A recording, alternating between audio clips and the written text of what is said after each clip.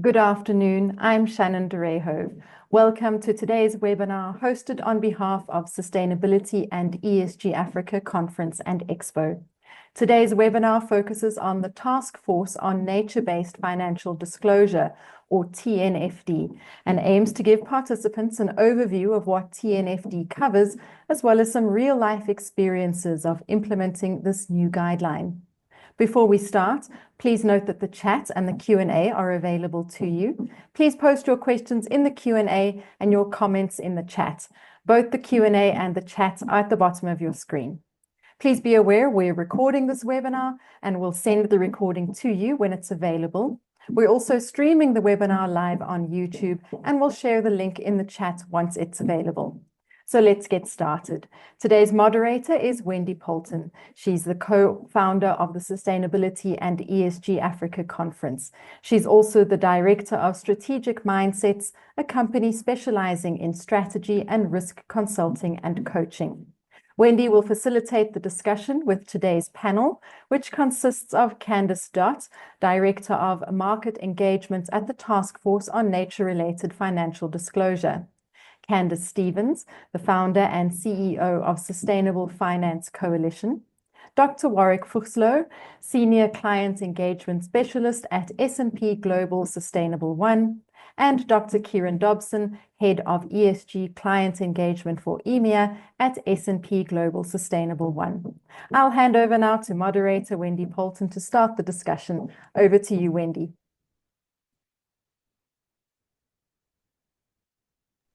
Thank you so much, Shannon, and welcome everybody to this, what I hope is going to be a really interesting discussion this afternoon.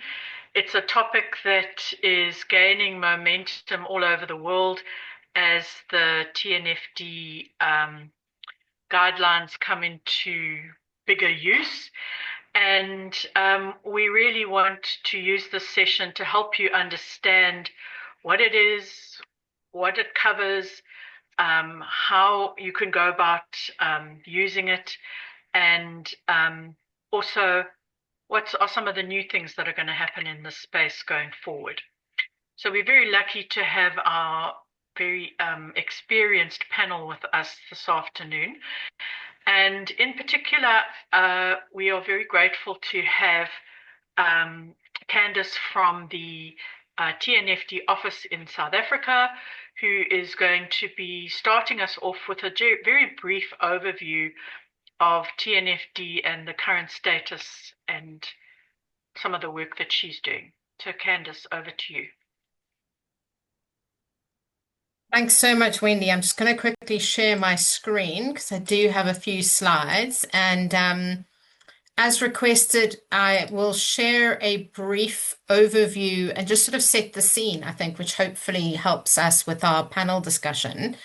I'm actually the leader of our market engagement activity in a global sense. I'm based in South Africa, but I also do quite a lot of our capacity building work across the region too. So I thought it was helpful to just set the scene quickly with something that I recently picked up in the last week. I know Ned Group Investments recently launched their responsible investment report, their annual report, so kudos to their team.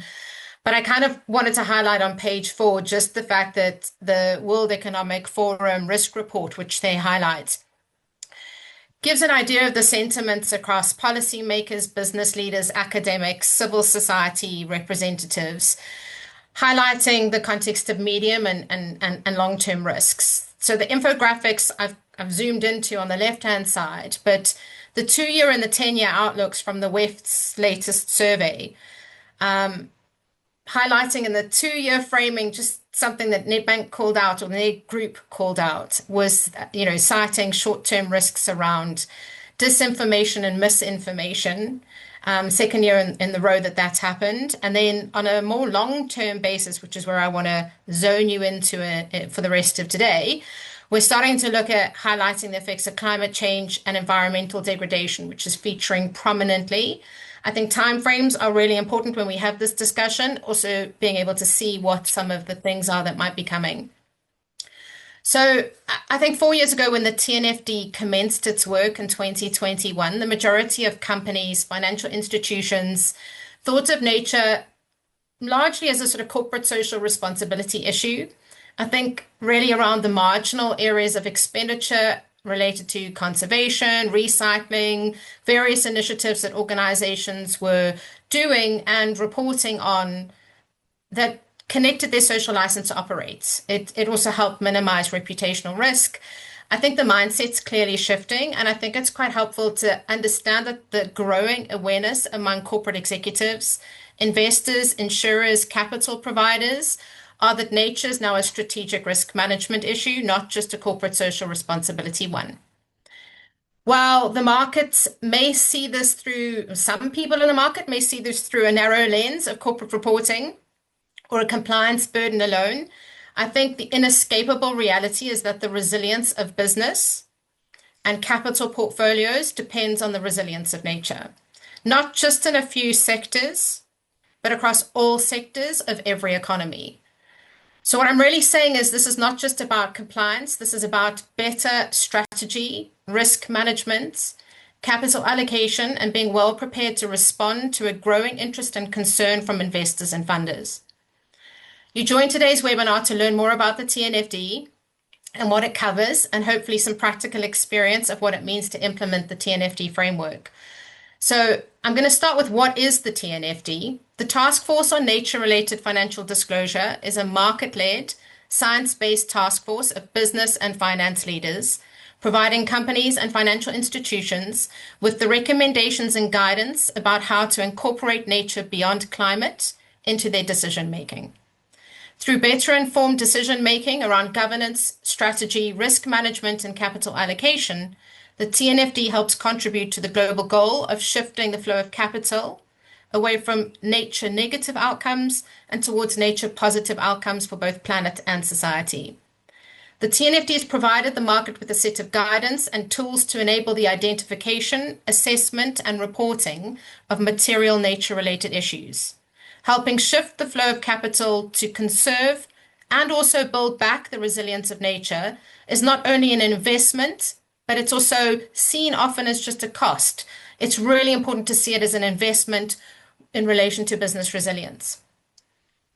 I think we're going to talk quite a bit about the different tools and various aspects to help support organizations, but we firmly encourage all organizations, irrespective of size, reporting requirements, to start with identifying and assessing their nature-related dependencies, impacts, risks, and opportunities, what we call the DIROs. The LEAP guidance, one of the tools used, and we have a lot of guidance around how to use the LEAP approach, helps organizations with scoping and assessment work and provides an integrated assessment approach, which we call the LEAP approach, and that stands for locating the interface with nature, evaluating dependencies and impacts, assessing risks and opportunities, as well as preparing to respond and report. The TNFD LEAP approach can be used by organizations to understand their interface with nature, where nature risks might be present in their business models and their supply chains, perhaps in their balance sheets and across portfolios. And whilst using that understanding, helping organizations to take the steps to mitigate those risks and also help them support finding nature-related opportunities while they move forward with nature-positive outcomes. I think it goes without saying that the TNFD considers atmosphere and climate as one of the four nature realms alongside land, fresh water, and oceans. The planet doesn't distinguish between climate and nature, so we take a fully integrated approach to an integrated challenge, grounded in the science of the IPBES 5 main drivers of nature change, which help inform business action.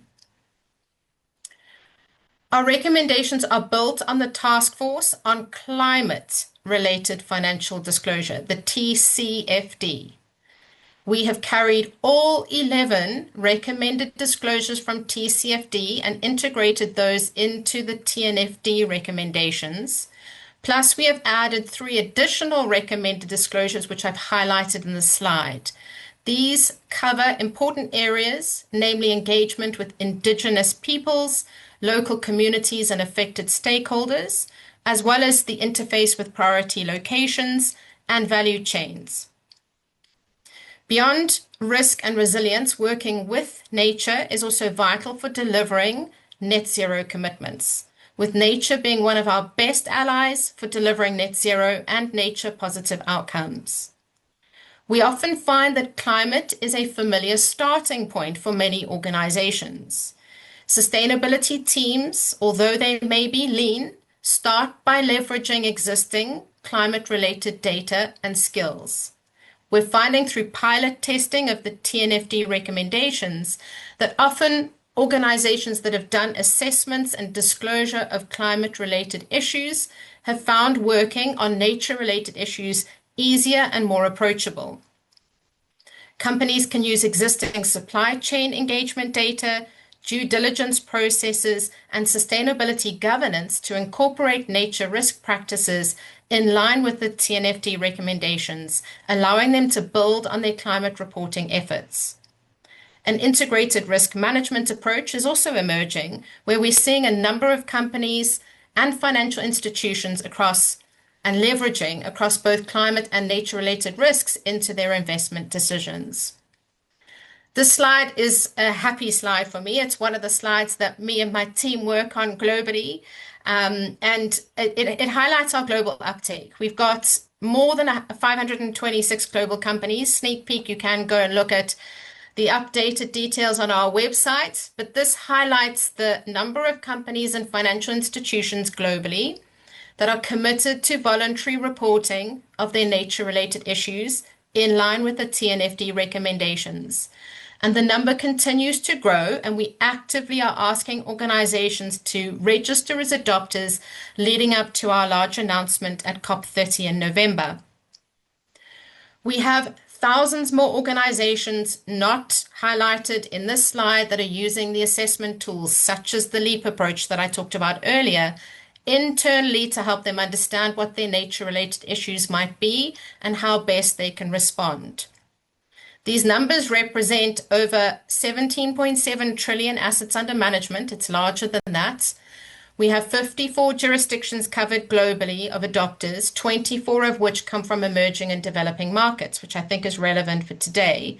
62 of the 77 SASB sectors are also covered by a number of companies that also represent a market cap of more than 6.6 trillion US dollars.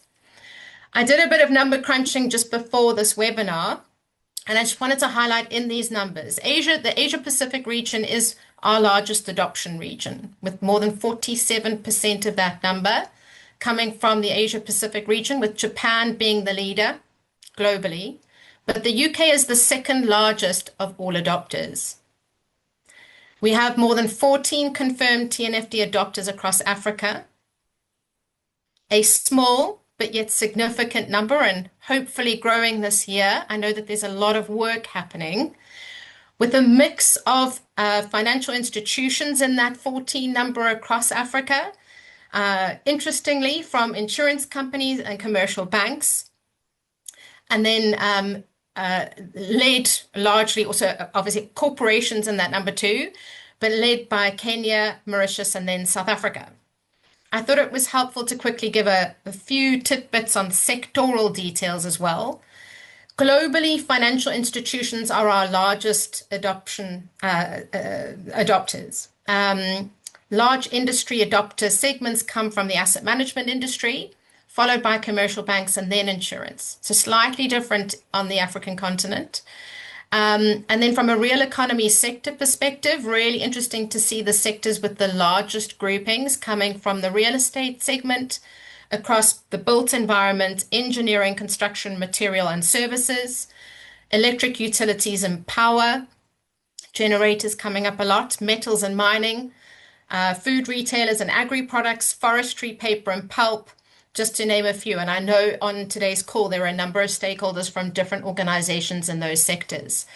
So really just highlighting that across key industries, I think you can see that a lot of industries and examples can be found on our website. We've got more than 70 illustrative TNFD reporting examples listed on our website across all of those sectors. All important sectors in Africa, largely where quite a lot of the growth comes from, where employment is critical, and also where a lot of innovation is coming from. So do take a look at our websites. and look at some of the details across geographies, across sectors, because I think those are really important ways to help support organizations on this journey.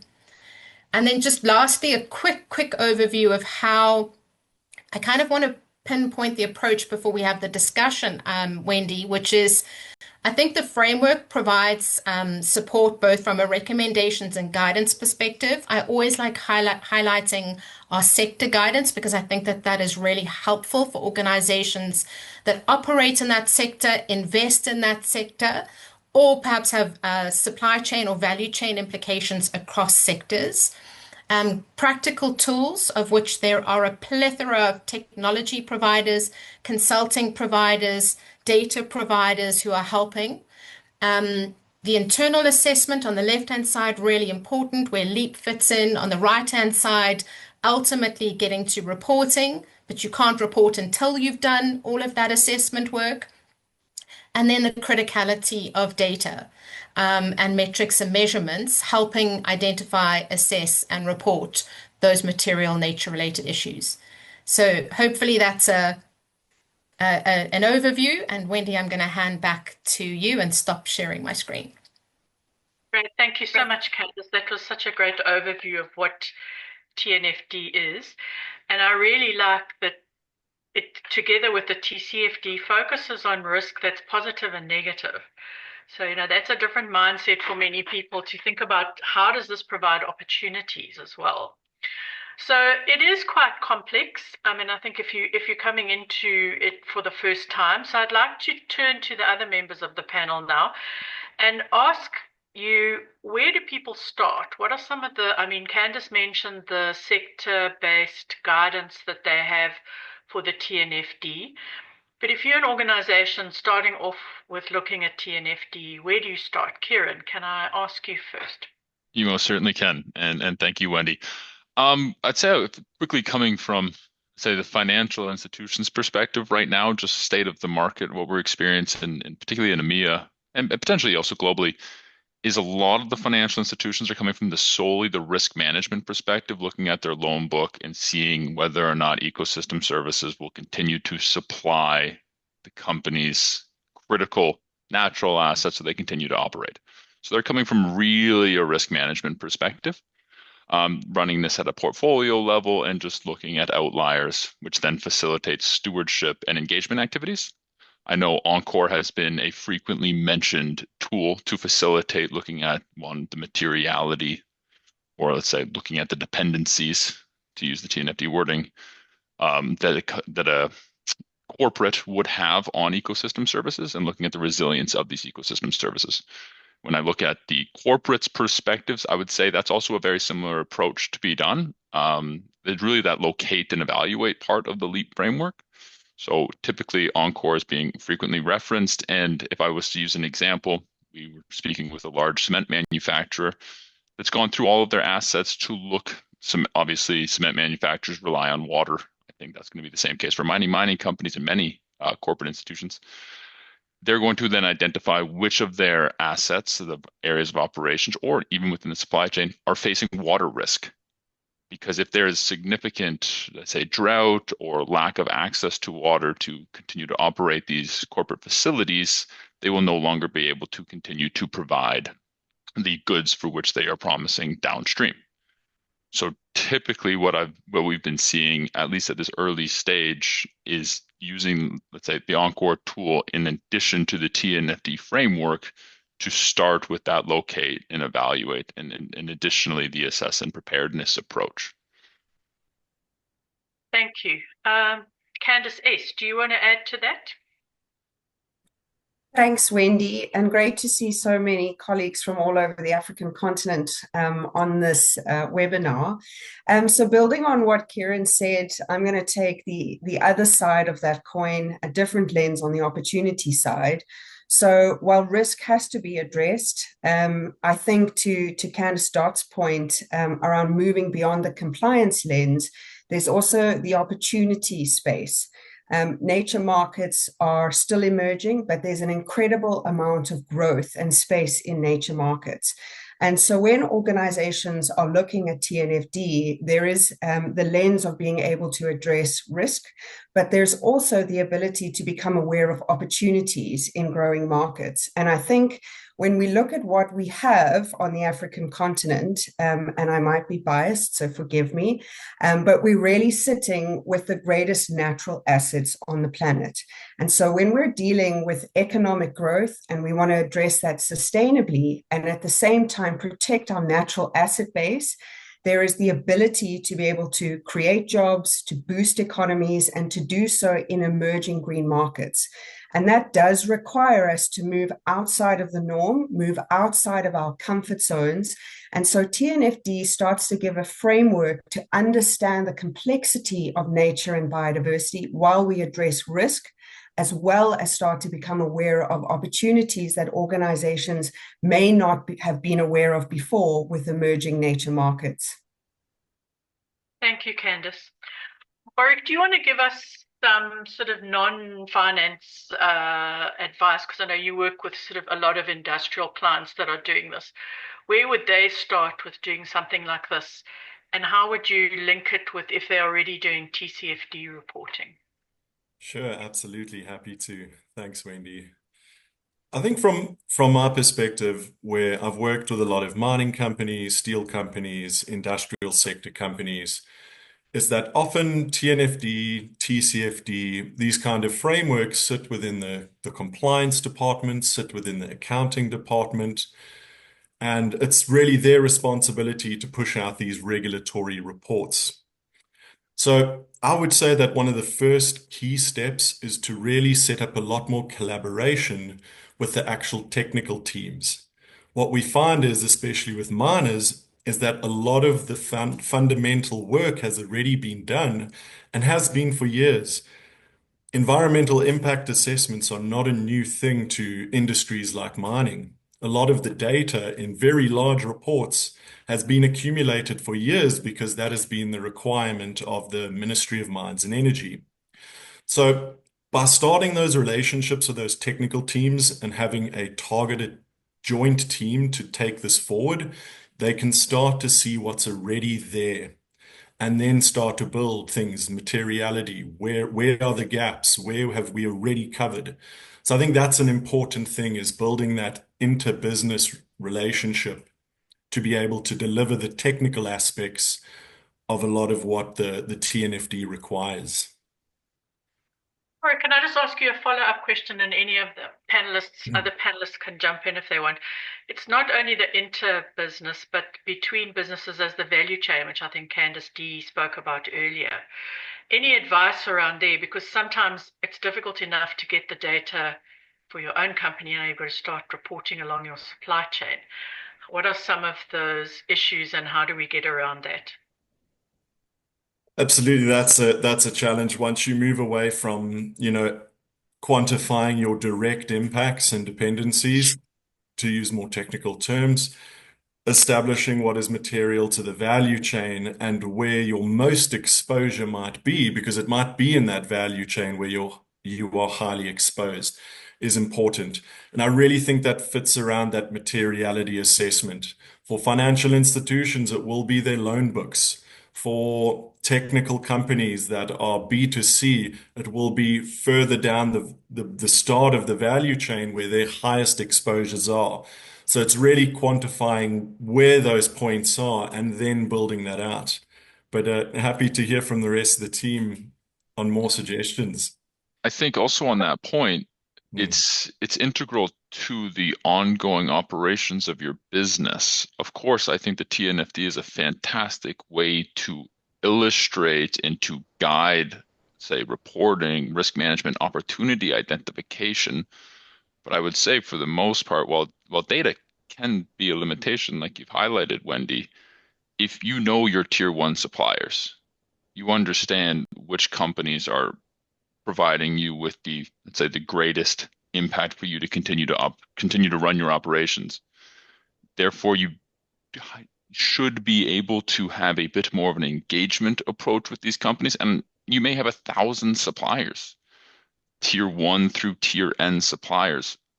I don't know if I would jump off the ship and say, let's do all 1,000 right away. I would probably look at the core tier one most material suppliers and engage further. But I think not taking that initial step to say what is material to ongoing part of my business would be a limitation if you're just going to try and do 1,000 right away, and to first say target the most material companies within your supply chain. And of course, there are plethora of data points or tools to enable you to kind of map supply chains, map ownership structures. That is available in the marketplace. Candice, do you want to add to that?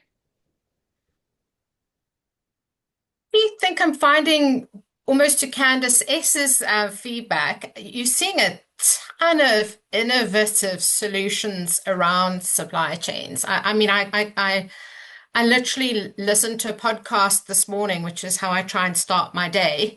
And one of which was a large international asset management firm in their private equity space, focusing quite deliberately on the SME space and equally on this supply and value chain space and the technologies that are helping support some of the data requirements in that space. So I would say it's an area to keep watching. It's one where you're seeing in reports as well, and not massively dissimilar to some of the climate journey, where scope 3 was and is and continues to be a tricky area for disclosure. Why not use some of the same procurement processes, some of the same due diligence processes, and try and gather that from some of the material suppliers, which may be slightly different in the climate and nature space, admittedly. Thank you. Anyone else from the panel want to add to that?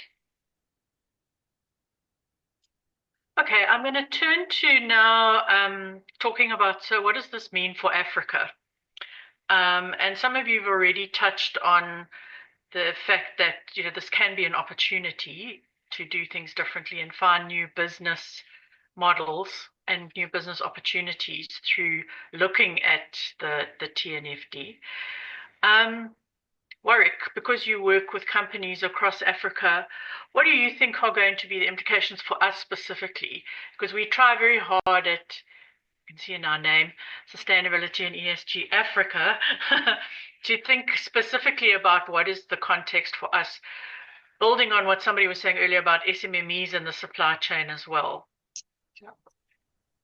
Absolutely. And I think one of the first points here is that, Africa has the chance to characterize resolution.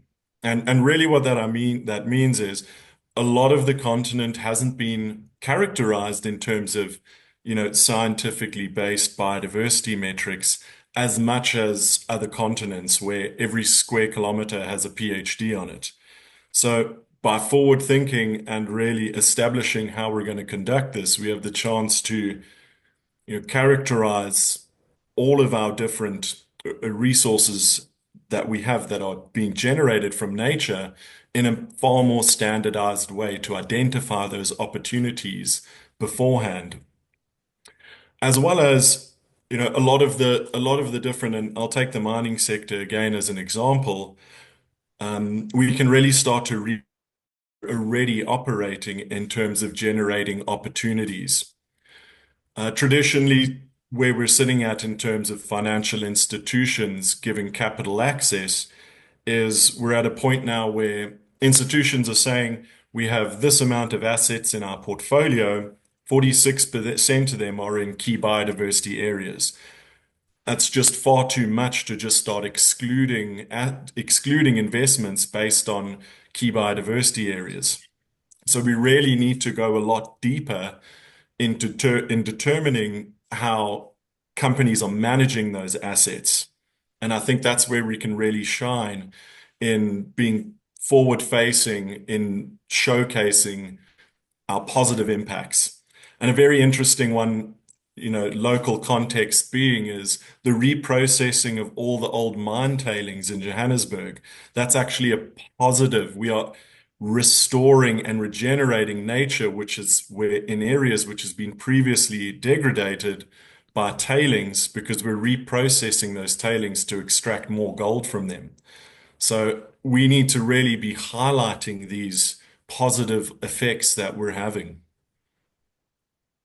Anyone else on the panel want to add to that? Where's some good Africa examples of where it's an opportunity? Candice S., I see you nodding. You want to go? Thanks, Wendy. So I really do believe that we have to be honest and place a spotlight on some of the cross-cutting issues that the continent faces. So we're looking at emerging economies and the spillover results that come from that. So there's this tension between the need for growth and the importance of being able to secure those natural assets and build sustainably. And I think where some of those key opportunities sit is being able to look at the intersection of the informal sector, so the buildup of SMMEs and helping them to bridge the gap, importantly. So there is a missing middle in that space. The other is that we don't have to face the same type of future that many other markets are staring down the barrel at. So when we look at results from the World Economic Forum, Candice Dott highlighted them in Nedbank's report, we are facing some critical issues around climate and nature, and they're placing some of our biggest markets, our biggest institutional investors at risk. And so if Africa is going to grow, but grow sustainably, we have the opportunity to be able to build out economies without facing those same risks. We also need to look at our ability across the African continent on energy. So an incredible amount of energy space to be able to build that out. And then talking about some concrete examples, and I'm really going to highlight some of the innovative space that we're seeing in Africa. I do believe that just based on need and based on being resilient, there is an incredible amount of innovation coming off the continent, particularly around nature finance solutions. So we look at things like biodiversity credits building on the back of carbon credits. It's still very nascent, but there's an incredible amount of innovation enabling us to create markets directly attached and directly attributable to nature itself. And so there are a number of biodiversity credit projects across the continent with a new African Buyers Club for biodiversity credits on the horizon, which is incredibly exciting. And so we're able not only just to push the stock standard approach to building out our opportunities, but also being able to innovate and look at finance solutions that are directly attributable to nature.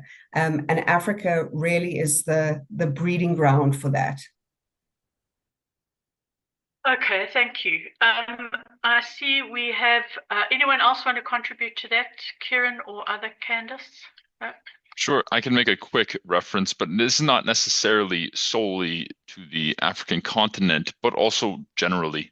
So obviously Candice has mentioned, or Candice S has mentioned about biodiversity credits being a form of liquidity that can be achieved, but there's simply its disclosure is really critical. So Candice Dott highlighted a number of the biodiversity funds that are taking place now, targeting companies that are, say, contributing positively to biodiversity, or say reducing the negative impact that they may have. Give or take about 24 there's about 24 funds currently, at least large listed ones that are available. If you do not disclose information towards your, say, impact or your dependencies, it's very hard for financial institutions to allocate capital or effectively conduct due diligence on firms. And then they will take, let's say, modeled approaches that may not be the most accurate representation of your company's operations. So an opportunity is to speak to the actual TNFD framework and say that they are disclosing this, championing this to the market, because this information is critical to me making financial decisions. And there's a huge opportunity globally for this, but particularly also in Africa, where there is a plethora of capital still to be allocated. But there's a lot of these financial institutions are looking for the great assets to invest in. But with absence of disclosure, they're not going to be able to make decisions with conviction. So we often hear this argument, and actually for this year's conference, we're busy doing some research work with one of our partners to test that statement.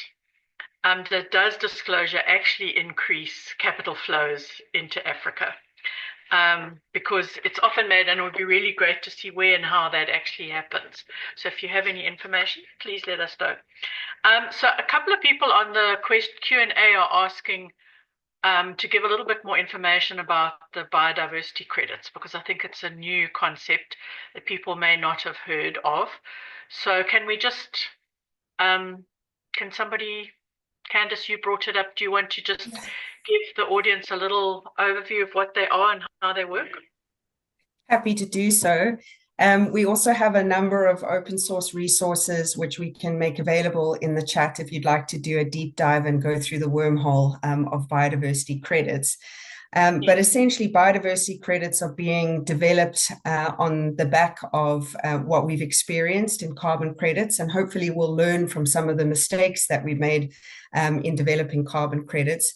But essentially, it really is an investment in nature for nature's sake. So being able to look at a quantifiable, measurable unit of biodiversity, and this is where data, metrics, and methodology are so important. They're fundamental to nature finance. They're fundamental to disclosure on nature-related risk. So that's where the journey really is hand in glove the whole time. And so when we're able to take the complexity of biodiversity and place it into a measurable unit, this is something that can become part and parcel of an investment dashboard, and to be able to apply capital into those investments in nature credits. Biodiversity credits, to be completely honest, I feel is the wrong term that we've landed on globally. I think credits is probably a misnomer. And just to state up front that the Biodiversity Credit Alliance globally, the International Advisory Panel on Biodiversity Credits as well, all putting out global guidance, and we've applied that within the African continent as well, is biodiversity credits are not biodiversity offsets. So the two are distinct. They each have their role to play. They each have a significant position, both in opportunity and risk when we're looking at nature finance. But importantly, when we're talking about nature credits or biodiversity credits, this is really the focus on how do we invest in natural assets, keeping those natural assets in their best possible position. Thank you. I hope that answered the question that we had in the chat. So I want to just go back to some of the tools, because for any of you that have done a LEAP process, there's a list in there of the tools and resources and data sources you can use, and it's very long and extensive. So if you're starting out a process like this, how can you decide which are the appropriate tools for you, and where can you get some? I mean, obviously in the sector guidance, the TNFD has put out, there's some guidance.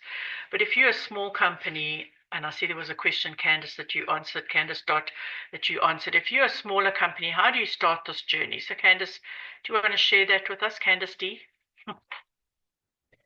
Sure. So I highlighted, I think we recently launched our capacity building tool. So I'm just going to start there because I think that that's a really important layer where it's framing of language, it's framing of context setting. It is also useful to guide people through the LEAP approach, or certainly not specific to the tools, because we're not advocating for one tool over another. There are a plethora of different tools and data solutions and providers. But I think that it's important to take a look at our capacity building section on our website. It's really new, and it's something that is being built on almost by the day. And I say that within the context of the African continent, as well as some of the other emerging and developing markets, because I think the details around case studies and use cases is going to be really important. So we have something called the Learning Lab. I don't think that it immediately solves for all SME challenges. I don't think that that is something that's yet solved for across the board. I think that's why it's going to take a number of different stakeholders and pretty innovative solutions to support SMEs more broadly all the way down through the value chain. But I would say that a number of organizations, large organizations that are able to go deeper into their supply chains are supporting SME stakeholders that are important to their analysis. But equally, that Learning Lab area, we've actually designed and integrated tools, webinars, different approaches, different applications to help take people through a leap assessment journey. So you can literally do that in your own time. It's free to sign up for. It's a login, and that's all we ask for. And you literally can take your kind of own guided, self-paced journey. So that's where I would start, Wendy. Thank you so much. That's really useful. And I put a link in the chat where it's on your website that talks about the launch of it and has got all the links to the different resources. It's very, very useful. I've used it myself and it's really good. Thank you for that, Candice. I want to just talk a little bit about, because we haven't really spoken about it, about the future focus of both the TCFD and TNFD, and the use of scenarios and other tools like that, which is a really unique and I think very needed approach to looking at some of these risks and opportunities, both in nature and climate, and they're so interlinked. So has anybody had any, Warwick or anybody else or Candice, had any experience with using some of these scenarios, and can perhaps just give the participants on this webinar a bit of an idea of how it fits into the overall TNFD process? Warwick, do you want to start, and then maybe Candice Dott, you can carry on? Absolutely, and it is quite a complex thing to do. At S&P, we've started to release some white papers and some research, because we have two existing data sets, essentially, one on physical risk and climate change, and again, our biodiversity one, and they're very interlinked. One of the most obvious examples is the water and water stress. Both of them are looked at within both solutions.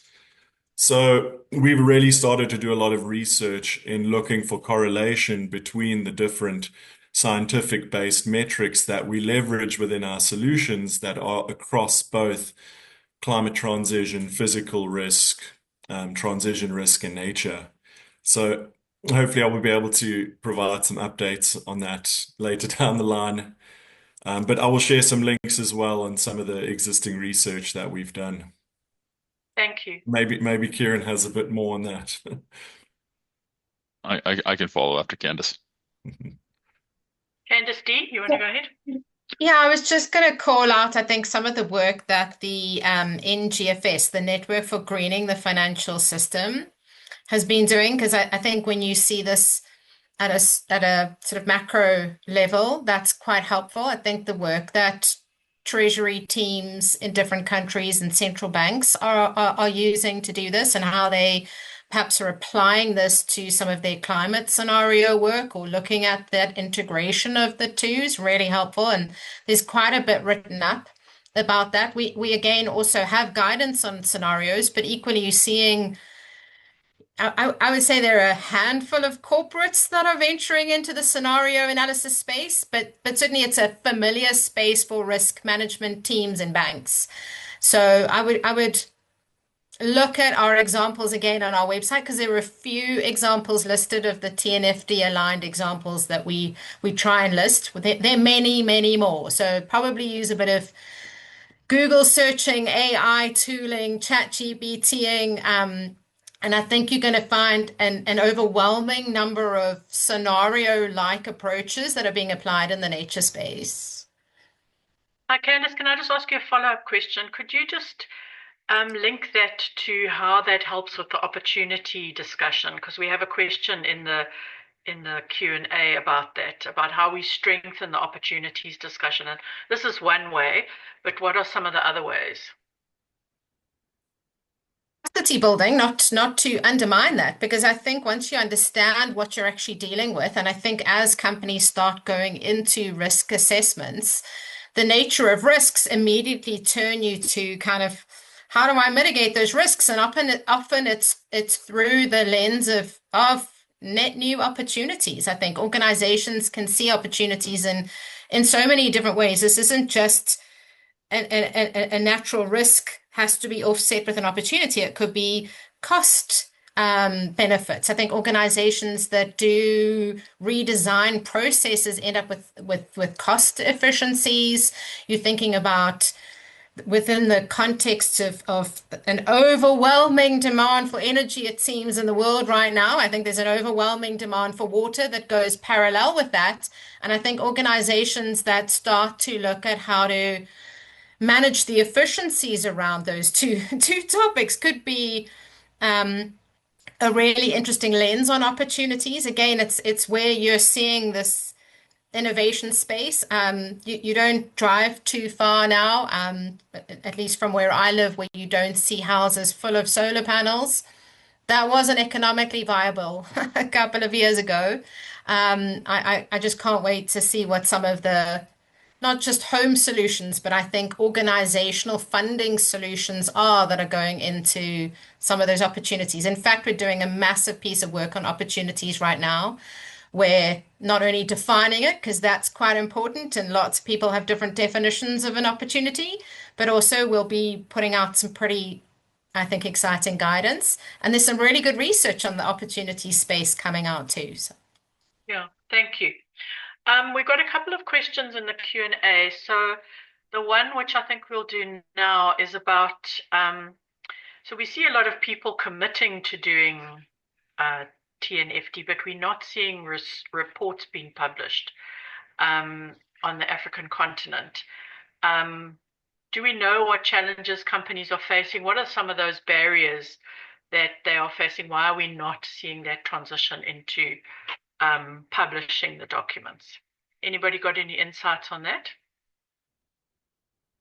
Candice? Wendy, yeah, I'll share just based out of the coalition's representatives. So we cover, close to 20 different sectors across many different countries. And feedback that is quite repetitive is around the fear of putting a report out there and having negative feedback. It's not deep enough, it's not accurate enough, there's a greenwashing threat. And so I think we have to be very cognizant of the space where we want organizations to adopt the likes of TNFD, etc. We want organizations to be part and parcel of a future that does focus on opportunity, that is willing to deal with risk, take on opportunities and innovations. But we essentially stop that if there is a very negative rhetoric, instead of being able to reward steps in the right direction. None of us are going to take the sustainable finance journey and be able to hit every win straight away. And so when we're setting strategic goals and those milestones, I think we need to be cognizant of an organization's milestone. And they may not be exactly where they want to be or where the sort of general opinion wants them to be, but they still need to be acknowledged for that. So that very negative perception and press, I think, holds a lot of organizations back. No, I think that's a great point. And I mean, it's nice the way TCFD and TNFD in their reports show you which of those disclosures are actually covered in full by reporting companies, and it's very few that actually do all of them. So I mean, it's a journey, right? But like you say, people are worried about legal challenges and all kinds of things. Warwick, do you want to add to that? Yeah, I think it's a very good point, and I want to echo that even no matter the outcomes, the fact that a business is reporting whatever their analysis is defined is important, because that means it's front of mind for that business, regardless of how it may be construed. And quite interestingly, and I'll put something in our chat here, is last year we analyzed about 7,000 companies globally and looked at per global region how many have conducted a nature and biodiversity risk assessment. And Africa was actually leading the way, although the numbers themselves are still quite small. 20% of the companies in Africa had reported on their nature risk assessment, whereas compared to North America, it was only 5.8%. So it just really solidifies that we need to be reporting our findings. Even if it's very rudimentary and empirical at the moment, it means that we are progressing.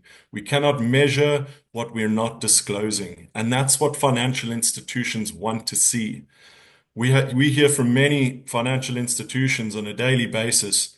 I'm sure Kieran can elaborate here.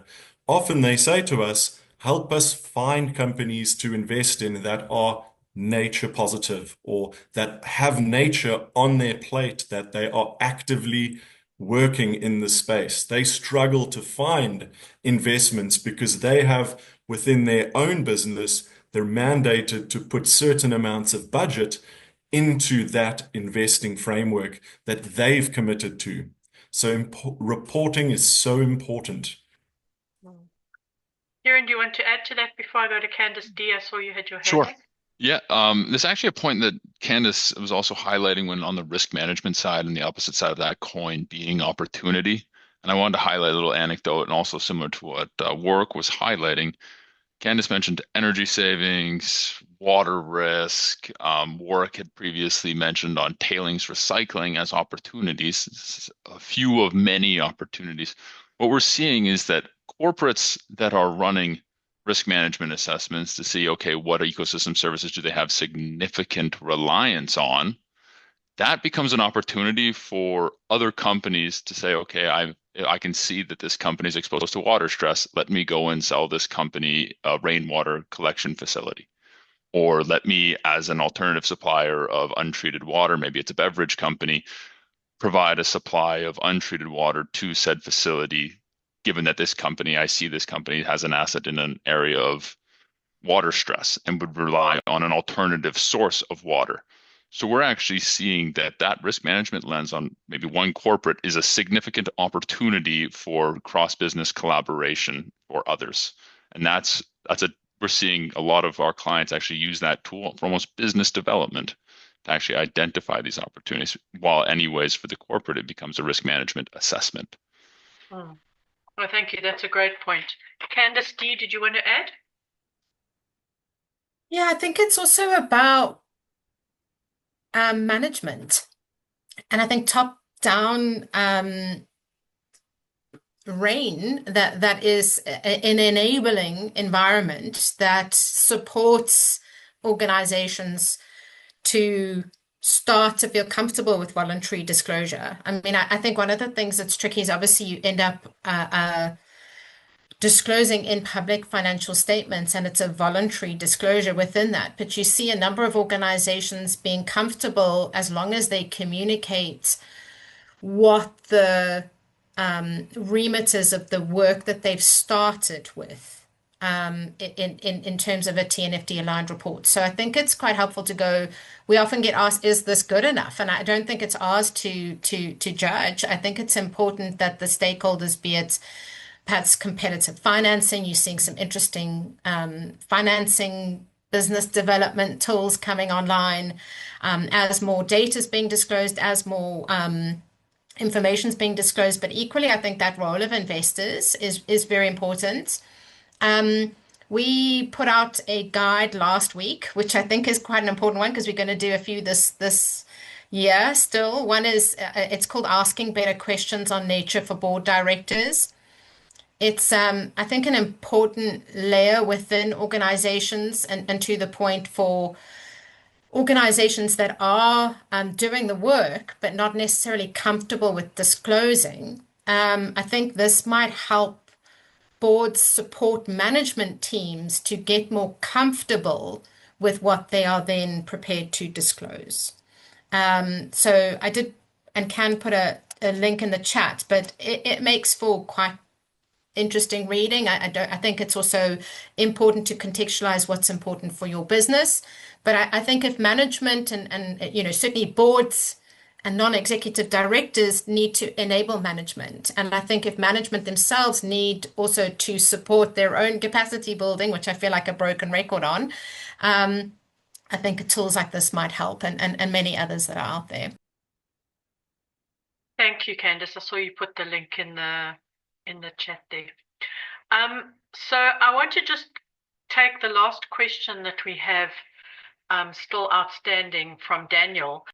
And he raises a really important point about, so local government and national government, provincial government, all the layers of government owns a lot of natural areas, and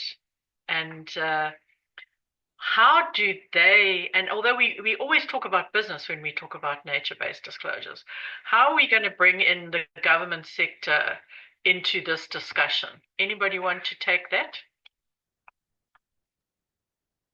Wendy, I'm happy to give a quick response on that. So something that we refer to in the coalition is a finance for nature ecosystem, and we chose the word ecosystem on purpose. So the more diverse an ecosystem is, the more alive and the more thriving it is.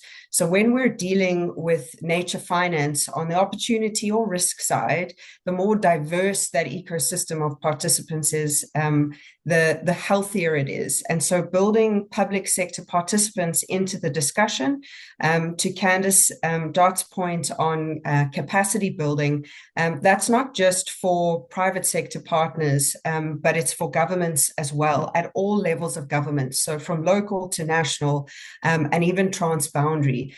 All of the tools and the resources are the same, and they're key relationships to build to be able to start that journey and walk that journey together.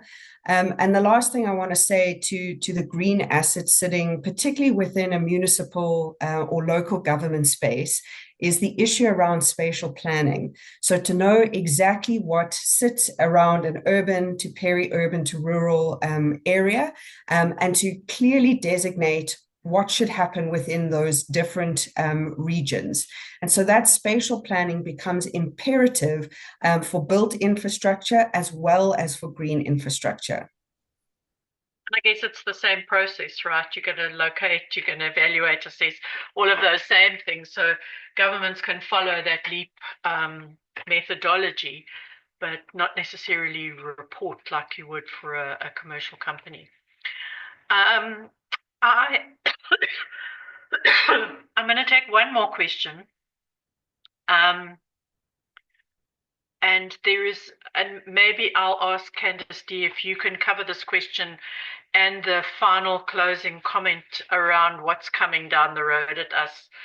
What are the next frameworks we're going to have to be addressing?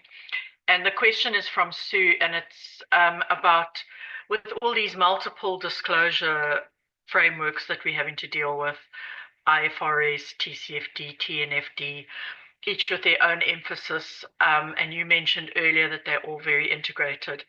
But how do we prioritize or integrate these frameworks? That's the question. And then if you could just give us an idea of what's coming next. What are some of the things that are planned for the future? Sure. So I'm gonna use words like ongoing collaboration, because I think that the answer to the sustainability interoperability question is a global topic, and certainly one that the European Union's grappling with right now. But just with pursuit of our ongoing collaboration with all of the standards bodies, you can see we've done a lot of interoperability mapping between the GRI, EFRAG, and the CSRD reporting. So organizations that have these global requirements are certainly able to look at that within the context of not having to duplicate efforts. We're working with partners like the CDP team and their questionnaire. And again, it's not about having to report for report's sake. It's about integrating from do it once and use it many times language. So we continue to support the ISSB team on the ongoing work. They call it the Biodiversity Ecosystems and Ecosystem Services Research module, which is a project for 2 years. They're already a year into that. And I think it will be helpful to also see how some of the work going into enhancing the SASB sectors might play out, because I think it's all in pursuit of interoperability end objectives. This isn't TNFD as a separate report, TCFD, which is integrated into the ISS BS2 standard now, is, all of this is about integrated reporting, in my humble opinion. And I think it's quite important that a lot of the standard setters are thinking like that. To answer your quick question on what I see coming, it's not about net new task force. Just to be clear, I'd like to touch on two things. I think one is the importance of transition plans. I think there's an increasing focus on that as a topic, certainly from trends in the climate space, but also the fact that there is no such thing as a nature transition plan right now. There is work going into the guidance around what that could look like, and importantly, what some of the possible gaps might be or challenges that organizations face about creating one. So we've actually got a pilot of 15 global organizations working on that currently, with more to follow shortly. I think this topic of data is mammoth. I think both Kieran and Warwick have alluded to this, but it's helpful to say this isn't just a problem of not enough data. Quite frankly, I think it's important about it's more about the fact that there is so much data, but sometimes it's unstructured, hard to use, not necessarily in an assurable format. Sometimes the data is incomplete, sometimes it's old. So a lot of work going into that, which again, work we're busy doing. And then I'm seeing quite a lot going into the space of what I would call the financial effects of nature risks. So a lot more research, more evidence going into highlighting case studies and more evidence of the financial impacts of some of these, what look like 10-year risks that are now actually much closer than that, quite frankly. So I would say all three of those areas. I know that the task force, there is another task force, and we talked about this briefly, Wendy, the TISFD. I think it's helpful to highlight the task force on inequality and social related financial disclosures and the work they're doing. They're equally approaching this with financial impacts and more evidence around that too. So sister task force, but certainly an organization that's doing some incredible work too. Oh, thanks so much. And as you said, it also integrates because the social aspect is covered under TCFD and TNFD. So yeah, it is all integrated. It's just different levels of depth, I guess, and interrogation. So I just wanted to mention that our community of practice that we run as CCON, which is a lot more interactive. It's not a webinar. It's practitioners on the ground and how they deal with these things. We are going to be dealing with this topic and including TCFD and a couple of other broader issues around reporting.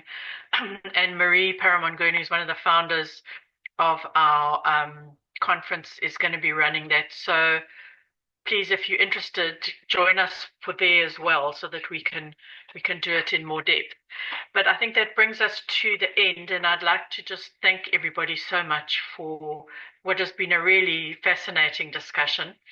And watch the space. It's going to continue to evolve. And as everybody has said, if there's one major takeaway from this, it's do what's material to you. That's where you start. And it can be of great benefit. It shouldn't just be looked at as a tick box exercise. So thanks so much. And with that, I'll hand back to Shannon. Thanks, Wendy. Everyone, you'll see that there's a poll that I put up on the screen. If you can just give an answer to that one, if you would like any more information. But from there, I would just like to say thank you to everyone for joining us today. Before we wrap up, I'd like to extend my gratitude to Wendy Poulton, our moderator, and our guest speakers, Candice Dott, Candice Stevens, Dr. Warwick Fuchslow, and Dr. Kieran Dobson for a very informative webinar. If you have any further questions or would like to continue the conversation, feel free to reach out to us via email at shannon@creamermedia.co.za. And if you're interested in hearing more about the Sustainability and ESG Africa Conference, please visit the website at www.esgafricaconference.com. I've also shared that information in the chat for you. And with that, I'd like to bid you all farewell. Thank you so much for your time, and goodbye.